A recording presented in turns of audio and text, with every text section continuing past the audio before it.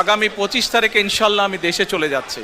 কিছুদিন ধরে বিএনপির ভারপ্রাপ্ত চেয়ারম্যান তারেক রহমানের দেশে ফেরার তারিখ নিয়ে নানা গুঞ্জন ও আলোচনা চলছিল। শোনা যাচ্ছিল আগামী 25 ডিসেম্বর দেশে আসছেন বিএনপির এ নেতা। তবে এ বিষয়ে তার পক্ষ থেকে কোনো আনুষ্ঠানিক ঘোষণা ছিল না। এবার সব জল্পনার অবসান ঘটিয়ে নিজের মুখেই জানালেন তার দেশে ফেরার খবর।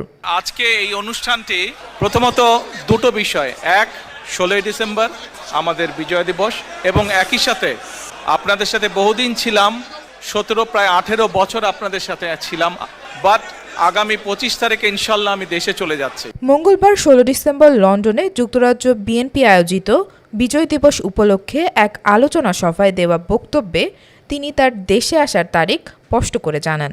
অনুষ্ঠানে বিএনপির ভারপ্রাপ্ত চেয়ারম্যান বলেন, এই অনুষ্ঠানটি প্রথমত দুটি বিষয়।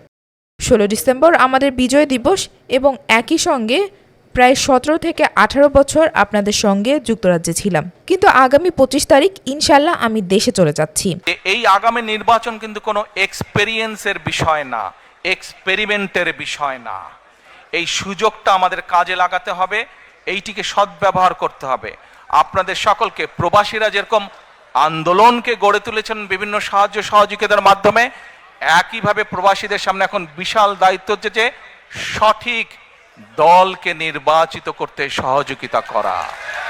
যেই দল সঠিক পরিকল্পনা নিয়ে আগামী দিনে দেশকে গড়ে তুলতে সক্ষম হবে, যেই দল আগামী দিনে সঠিকভাবে বাংলাদেশকে সামনে নিয়ে যেতে হবে।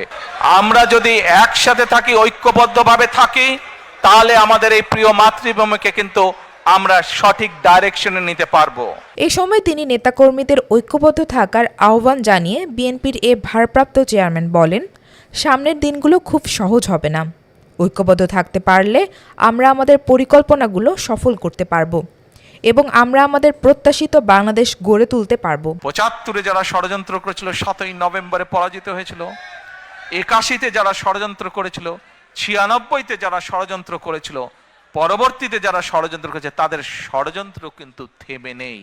বাংলাদেশ জাতীয়তাবাদী দল একটি দায়িত্বশীল দল হিসাবে আমাদের এবং আমাদের প্রতিটি পর্যায়ের নেতাকর্মীর পবিত্র দায়িত্ব হচ্ছে বাংলাদেশের মানুষকে সাথে নিয়ে সচেতন করার মাধ্যমে সজাগ এবং সতর্ক থাকা এবং বাংলাদেশের মানুষকে সজাগ এবং সতর্ক রাখাই ষড়যন্ত্রের বিরুদ্ধে। একই সঙ্গে দেশে ফেরার সময় লন্ডনের বিমানবন্দরে কোনো ধরনের হট্টগোল সৃষ্টি না করার অনুরোধ জানান তিনি। কেউ যেন বিমানবন্দরে না যান এমন অনুরোধ করেন। দয়া করে কেউ আপনারা এয়ারপোর্টে যাবেন না আপনারা, কারণ এয়ারপোর্টে গেলে একটি হট্টগোল তৈরি হবে এবং মানুষ জানবে যে এরা সব বাংলাদেশি এবং দেশের সুনাম নষ্ট হবে, দলের সুনাম নষ্ট হবে। যারা এয়ারপোর্টে যাবেন না, যারা সেদিন এয়ারপোর্টে যাবেন না, আমার আজকের এই অনুরোধ যারা রাখবেন, আমি ধরে নিব তারা দল এবং সর্বোপরি দেশের সম্মানের প্রতি মর্যাদা রাখবেন। আর আমার মানা করা সত্ত্বেও, আমার অনুরোধ করার পরেও যারা যাবেন, আমি ধরে নিতে বাধ্য হব যারা ব্যক্তিগত স্বার্থের জন্য সেখানে গিয়েছেন। তারেক রহমানের এই প্রত্যাবর্তন বাংলাদেশের রাজনীতিতে গুরুত্বপূর্ণ মুহূর্ত বলে মনে করা হচ্ছে, কারণ তারেক রহমান দীর্ঘদিন ধরে দেশের বাইরে অবস্থান করছিলেন। তার এই দেশে ফিরে আসার বিষয়টি বিএনপির জন্য একটি বড় আশার ইঙ্গিত হতে পারে বলে ধারণা করা হচ্ছে। আপনাদের সামনে আমি যেই পরিকল্পনাগুলো তুলে ধরেছি, আমাদেরকে আগে কাজ শুরু করতে হবে।